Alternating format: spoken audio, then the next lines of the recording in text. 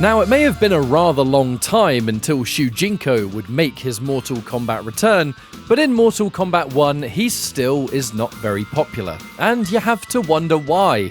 This character brings something that no other cameo does in the form of move steals. He's got unique mechanics with the recharge system, and I gotta say, because I love it, the A-Pep Punch and the Conquest Kick. But sadly, it does seem SHUJINKO is currently the least used cameo in the game right now. I've been playing since early access, and I am still yet to fight against a single one. This video gives an in-depth look at SHUJINKO with some techniques that you may not have thought of or seen yet, but also to discuss potentially why this cameo is so unpopular right now. Make sure to stick around if you like this video. There's tons of Mortal Kombat on this channel right now, so if you subscribe or hit the notification bell, it goes a long way.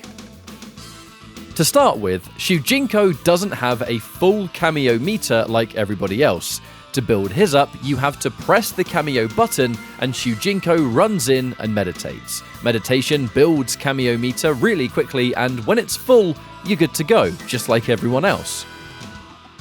There are things he can do instead of just meditate, however. Holding the button will make SHUJINKO run for as long as you hold it, and he stops to meditate when you release the button.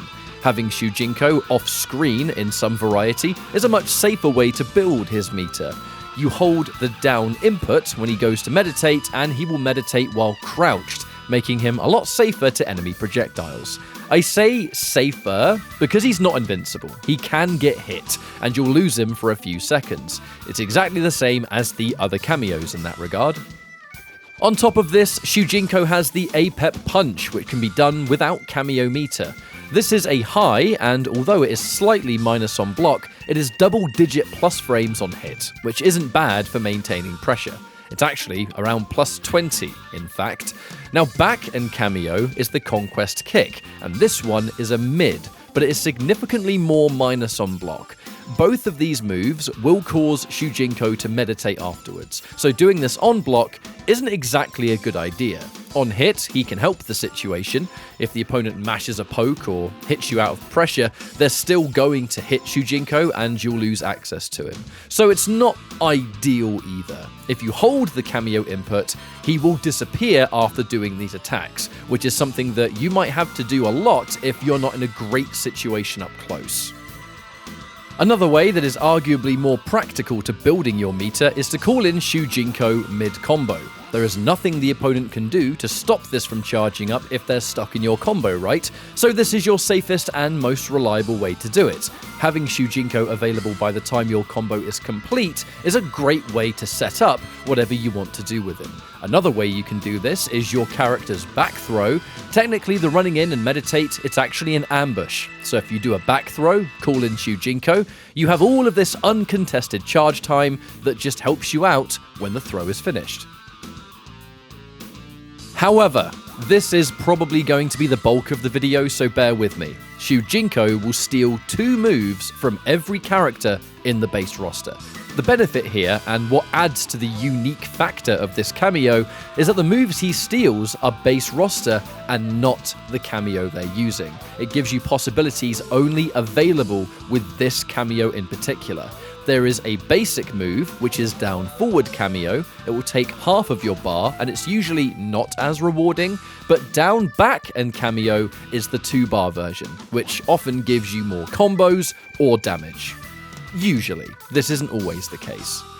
A good thing is that you can do Conquest Kick or A-Pep Punch into the down forward or down back. So you can actually combo into this with characters that might not have the most opportunities to hit confirm stuff. So that's not too bad.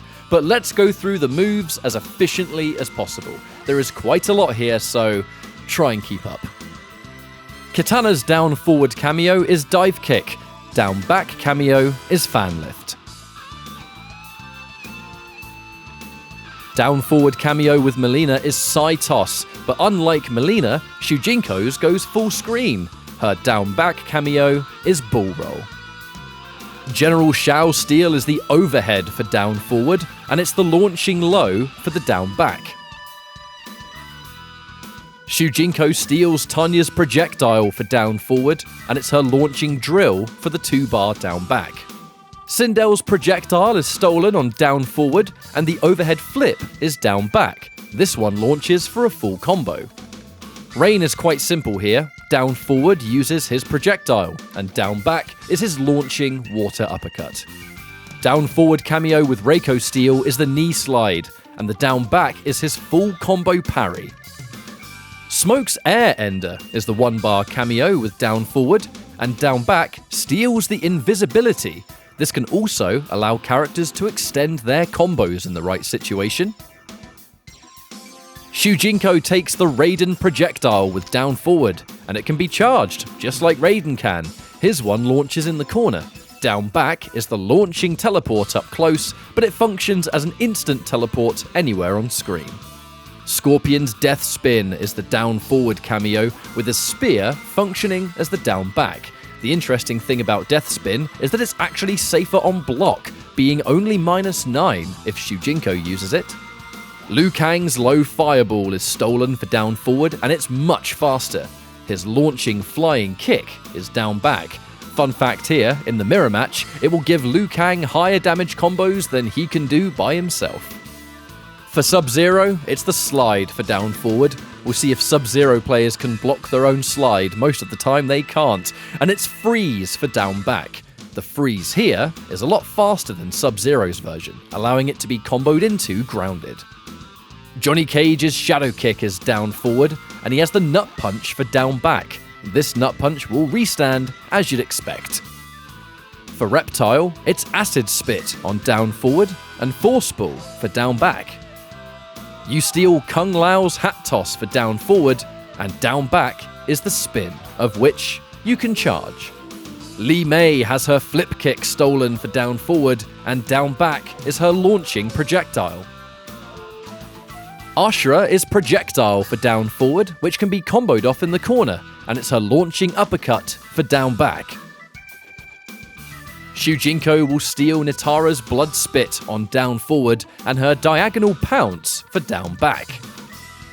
Here's a wild one. For Kenshi, Shujinko will steal the charging slice on down forward, but the entire Sento stance for down back. It lets you give Kenshi players a taste of their own medicine, and it's one of the coolest things that Shujinko can do. Baraka's Blade Spark is down forward, and it's his slash attack, which hits differently in the air as down back. Havoc's torso spin is stolen on down forward, and it will be the slow and strange projectile that's down back. Shujinko will steal Geras' sand pillar on down forward, and with down back, it's actually Geras' time stop, which is insanely cool. Finally, because it's definitely the weirdest, Shang Tsung has his straight skulls stolen on down forward. You can hold the input to fire up to 3 of them, but if you down back against Shang Tsung, you will steal the cameo the opponent is currently using. When the move has been spent, Shujinko will return to normal. You might wonder what happens if Shujinko steals another Shujinko cameo here. Sadly, it's nothing, I'm afraid. You simply lose both cameo bars for nothing, from what I could tell. There might be some more stuff here that I can't see, but I just haven't been able to see it myself. As you may have noticed, the different moves often mean that Shujinko's usefulness to you is heavily dependent on the opponent. Which brings us into my final piece of discussion. Why isn't Shujinko all that popular? I think there are a number of reasons here. The first one is that, arguably, Shujinko is the hardest one to use in the game. You have to recharge his meter. You have to build this resource yourself in the heat of a match. That's a lot for players to juggle, and even at a high level, you still need to find opportunities where you can build it more efficiently. If he gets hit, he's down for a while. If he's charging something and he gets hit out of it, you've got to wait and then call him back in. It's a lot to juggle in the middle of what you're already looking for, and I think that might be a bit frustrating to some players. However, things being difficult in fighting games is not a new thing. The question is, where does the reward lie? And that is where Shujinko gets a little bit confusing. In some matchups, Shujinko is fantastic. He gives you really good combo potential, he might bring you an extra layer of safety, something extra that your original character cannot do. But there are some matchups where SHUJINKO isn't going to give you much. I fight against someone like Reiko, and I have the knee slide. That's pretty cool, I guess. And I have a parry that... parries are situational at the best of times. So in a matchup where you're bringing somebody against Reiko, you have knee slide and parry. It's not really going to give you as much utility as any of the other cameos could provide for you. On the opposite side of things, if you steal a stun or something that gives you way more utility on top of what you already bring, it's a very different story. Currently, if you want to play SHUJINKO, I do recommend pairing him with a character that is already fundamentally solid. There are characters in the game that are kind of forgettable by themselves. I would look at characters like maybe a Scorpion as an example there, because they're fantastic when paired with the right cameo, but by their own merits, definitely need some help in various areas. There are characters like Havoc, for example, that you might need a cameo to provide safety, to provide extra combo pathing, because they don't quite have that access on their own. SHUJINKO is not going to give that to you. He's going to give you a very strange new element that has to complement a bunch of already powerful tools.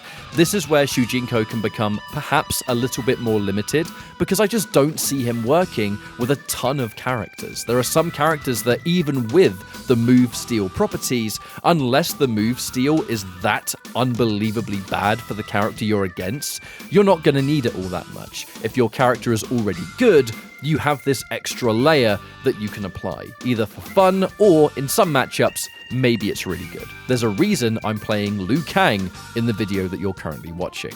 But let's talk about SHUJINKO in a ranked match format. Combat League in this game is you pick your team before you fight your opponent. If you're picking SHUJINKO for matchup purposes, Combat League is not going to help you. You're not going to have time to see who your opponent is until it's too late and the match has already begun. Now, I do say very clearly here that Combat League is only one part of a game's overall competitive experience. You're not going to have that issue at an offline tournament or an online tournament where the character select is there in front of you anyway. So, it's only one factor to consider.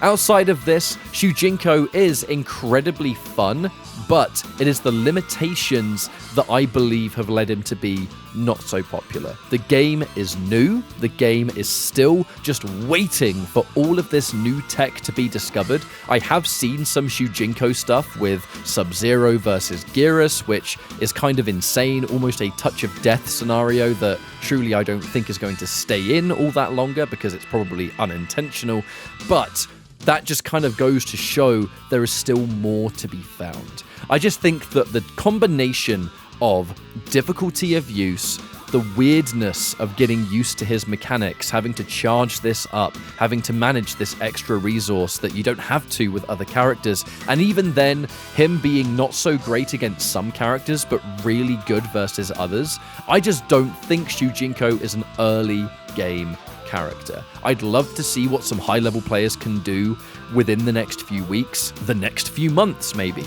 You never know with this kind of thing. But hopefully today's video talking about SHUJINKO and kind of showing you what he can do might have inspired some of you to give him a go. He is incredibly fun, I have to say. And with how much fun this game already is, SHUJINKO is something that you've never experienced before. Thank you so much for watching. I appreciate your time as always. Let me know in the comments section if there's anything you've found with this character. I would love to see it. Feed me that knowledge, especially early on. That's exactly what I'm looking for. Take care of yourselves and I'll see you next time. Goodbye.